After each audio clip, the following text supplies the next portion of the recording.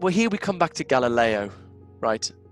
And the problem is, since Galileo, physical science has worked with a purely quantitative vocabulary, whereas consciousness is an essentially qualitative, quality-involving phenomenon. If you think about the redness of a red experience, or the smell of coffee, or the taste of mint, you can't capture these kind of qualities in the purely quantitative vocabulary of physical science. And so as long as your description of the brain is framed in a purely quantitative vocabulary, you're always going to leave out these qualities, and hence leave out essentially consciousness itself.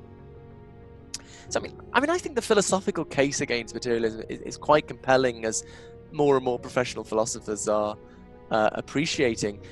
I think the reason materialism is as popular as it is because I think people have this idea that,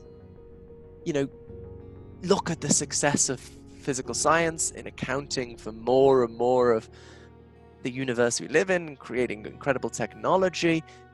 Surely this ought to give us confidence that it'll one day explain consciousness, right?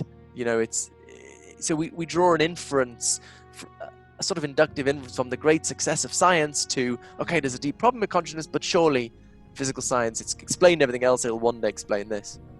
But I think this is rooted in a certain misunderstanding of the history of science. Yes, physical science has been so successful, but it's been so successful precisely because Galileo designed it to exclude consciousness. If Galileo were to time travel to the present day and hear about this problem of explaining consciousness in physical science terms, he'd say, of course you can't do that. I designed physical science to deal with the quantitative, not the qualitative.